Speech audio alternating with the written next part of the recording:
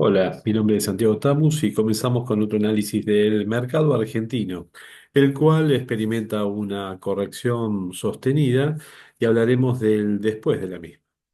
Bueno, a ver, hablamos de una corrección. El Merval lleva un mes de ajuste. Realmente, si vemos el comienzo del año, estamos observando una caída casi del 14%. Si lo llevamos a un mes, esta supera el 10% de caída.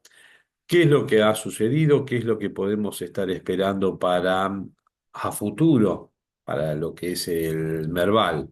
Bueno, desde el punto de vista del análisis técnico, las sugerencias son de mantener una posición alejada de los activos de renta variable. Todo lo que muestra este análisis técnico a partir de indicadores que son medias móviles, así como otros basados en otros cálculos matemáticos como el RSI, el MAT, que siempre uno introduce en los distintos análisis, están marcando una posibilidad de un ajuste mayor. Por supuesto que todo esto puede ser retroalimentado por nueva información y cambiar la tendencia, pero si vamos a un análisis gráfico, podemos observar que ese gráfico que durante todo el año pasado mostraba un crecimiento yéndose de un canal hacia otro ascendente, ahora ha tenido una corrección que ha incluso superado lo que es el segundo límite inferior de el canal ascendente que se había formado durante el año 2024. Vemos que sí hubo un despegue respecto a el límite inferior que primero se había formado durante este año, pero podemos observar una línea de tendencia que sigue marcando hacia abajo este ajuste. Por supuesto, esto es leer borra de café, es ver valores de cierre del Merval, el unirlos y tratar de encontrar formas que permitan esta intuición sobre el futuro totalmente retroalimentable, pero si el mercado opera de esta manera, vemos cómo se han ido formando distintos techos y que han golpeado los techos y vuelto otra vez a ajustar. Los dos canales ascendentes que se habían formado el año pasado ya fueron superados. Se ha golpeado el límite superior el límite inferior sería ahora, límite inferior del canal ascendente más bajo, ahora límite superior desde el punto de vista del ajuste se está dando y esto pareciera ser que mantiene una tendencia hacia la baja. Ojalá que hoy tengamos un anuncio positivo dado algún tipo de nueva información y esto retroalimente, permitiendo quebrar esta línea azul que vemos acá, pero lamentablemente parece que nos estamos manejando por la punteada que está marcando este canal hacia abajo. ¿Qué ha sucedido, por ejemplo, en otras variables? La tasa de interés, el riesgo país, ese diferencial de riesgo de la deuda argentina a partir de las tasas implícitas de una familia de bonos, un portafolio de bonos del Tesoro Nacional, comparado con la tasa implícita de una familia de bonos libre de riesgo, léase Tesoro norteamericano, bueno, el riesgo país al día 24 de abril ha llegado a los 710 puntos.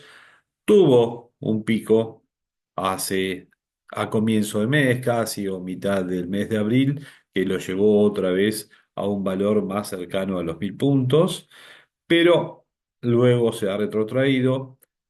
Había cerrado el día lunes en 692 puntos, tuvo una suba de 18 puntos durante el día martes y lo llevó a estos 710 puntos de los cuales hablo.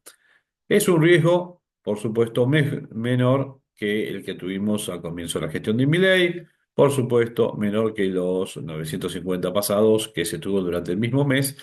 Falta bajar muchísimo para llegar a los 500 puntos, que sería un objetivo para poder comenzar a rolear deuda.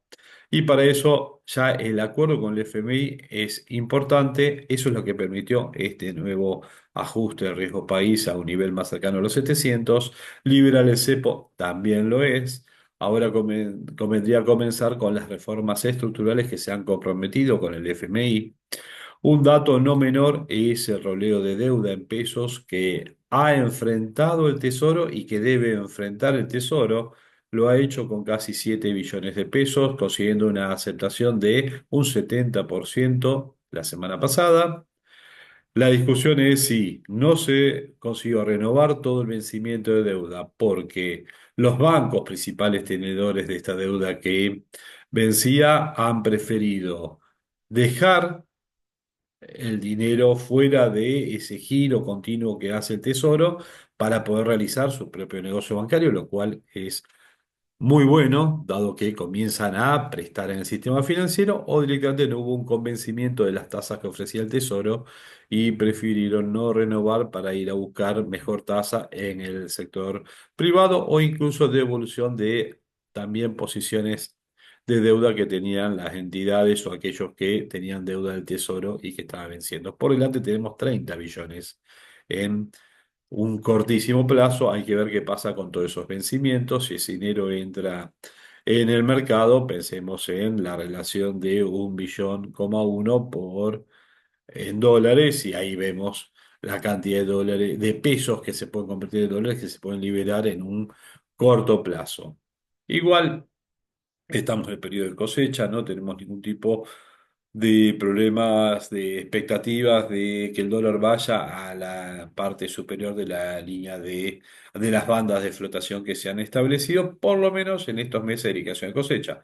Por supuesto que, como dije ya en este mismo video, todo es retroalimentable con nueva información, pero no se ve un movimiento hacia el 1400 en los próximos días, salvo una catástrofe internacional o una muy mala noticia a nivel local. Justamente el dólar durante el día 28 de abril, tomamos toda la información del último día hábil antes de este video, ha tenido un ajuste, se está moviendo entre los 1.200, 1.220 y después termina ajustando a 1.160. Este nuevo mercado liberado del tipo de cambio ya nos sorprende que tenga una oscilación en el día de un 2% hacia arriba o hacia abajo, lo cual deja que nuevos jugadores hagan un tradeo, pero ahora sobre el dólar y no sobre los activos financieros, algo interesante, digo, otros activos financieros como acciones o bonos, pero sabemos que todos son retroalimentados por el valor del dólar, o sea que el mercado también tiene un movimiento intradiario de un 2 o 3% por el propio movimiento del dólar, y eso mismo lo permite estabilizar, porque cuando baja mucho hay jugadores que compran, ahí suben muchos jugadores que venden y empieza a formarse un mercado que estabiliza el propio dólar, salvo que todo el mercado piense que deba subir por un nuevo input de información, y ahí sí, si todos salen a comprar y nadie vende, vamos a tener un movimiento hacia arriba, lo mismo hacia abajo, cosa que pasó semana pasada, donde algunos días se fue casi al límite de los 1.100, incluso en el interdiario un poco por debajo, y se dio mucho la oportunidad de salir a comprar, y fíjense, el que haya comprado a 1.100 para vender a 1.200 tuvo una ganancia, no por comprarse acciones de Galicia, otra cosa, sino por el movimiento del dólar que retroalimentó todos los activos financieros o directamente el mismo activo dólar, o sea, divisa, que tuvo ese movimiento y uno pudo comprar y vender y hacer la diferencia. Por supuesto, ese es en un intradiario para un mercado muy particular.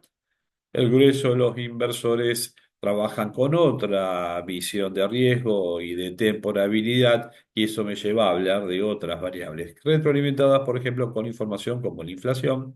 La última que tenemos de inflación mensual informada es el 3,7% correspondiente al mes de marzo, con un interanual de casi el 56% y acumulada del 8,6%, con sectores como educación que por una cuestión de momento en el calendario fueron los que más se ajustaron, y después alimentos, etcétera. Veremos cómo sigue avanzando. Una buena noticia del día de hoy, antes de empezar el mercado, es que YPF va a bajar el jueves un 4% el valor de sus combustibles, esto respondiendo al cambio del petróleo internacional. Sería muy bueno que lo puedan bajar mucho más por una baja del componente impositivo que tienen este producto en el mercado. Si vemos justamente la importancia de la inflación, tiene que ver con la tasa de interés.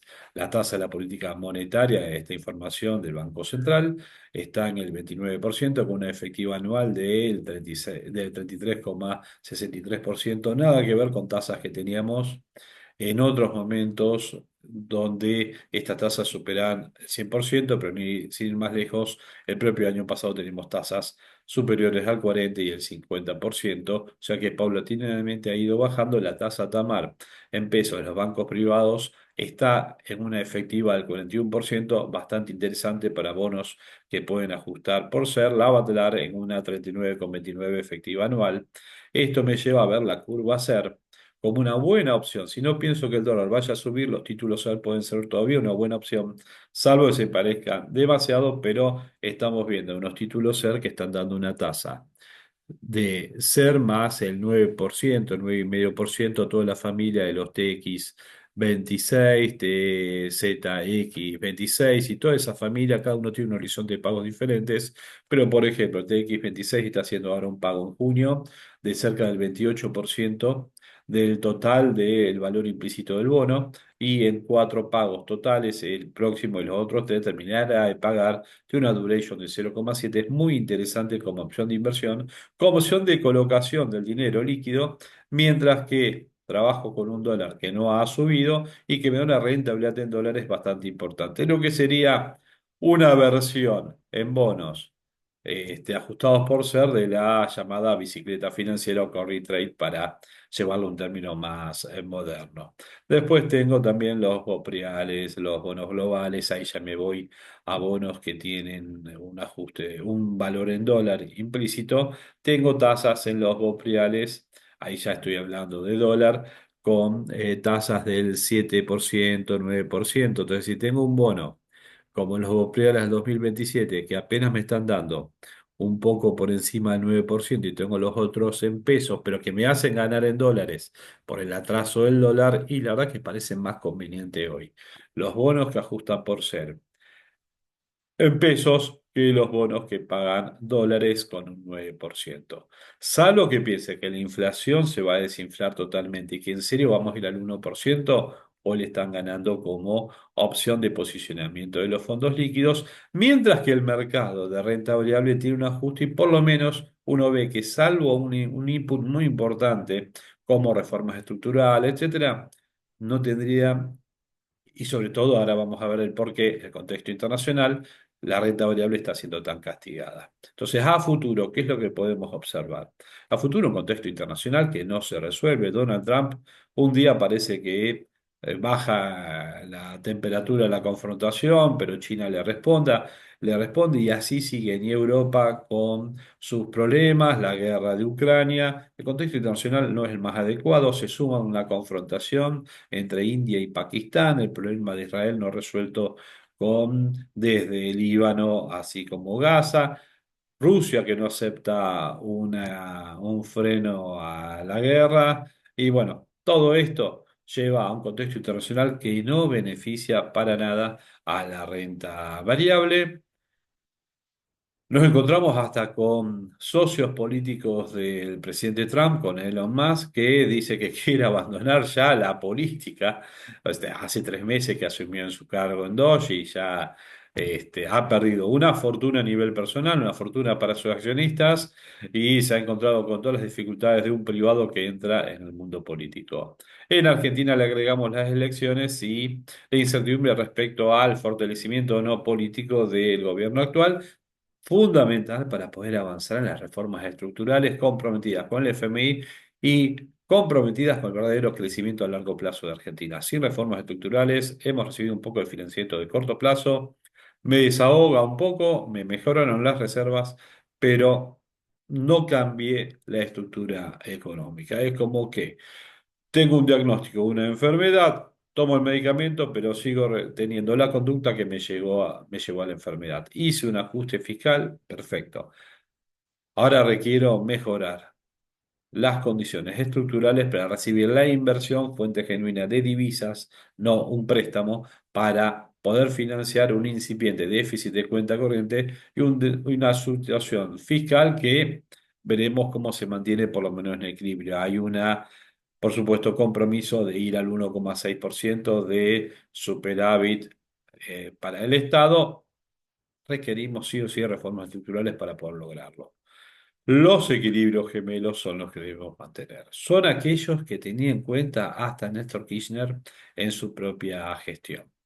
Son aquellos que tienen en cuenta cualquier libro de texto o que tienen en cuenta cuando son desequilibrios gemelos para anticipar que los problemas de una economía se resolverán por algún tipo de ajuste, sea ingreso o un ajuste de precio. Como pensamos en lo mejor para la economía argentina, suponemos que el gobierno va a realizar las reformas necesarias con un triunfo electoral mediante para poder conseguir el mantenimiento de el superávit fiscal y si hay algún tipo de desequilibrio de cuenta corriente, una posibilidad de financiamiento por un ingreso genuino de capitales, por inversión directa extranjera, por un acceso a los mercados de capitales nuevamente a un nivel de riesgo país mucho más bajo que permita un roleo de deuda de corto plazo a uno de largo plazo totalmente manejable. Visión quizás subjetiva, positiva, esperando lo mejor y retroalimentable totalmente por lo que suceda en los mercados y el futuro de la economía argentina. Mi nombre es Santiago Tamus, cualquier tipo de comentario, bienvenido sea, ya sea por debajo de este video en YouTube o en la red social que lo estés viendo, sino en la página de consultorfinanciero.com.ar, en la parte de contacto, y quedarán los datos, y si no, por email si lo desean, a partir del email de santiagotamuso@gmail.com, y trataremos de responder. Hasta luego.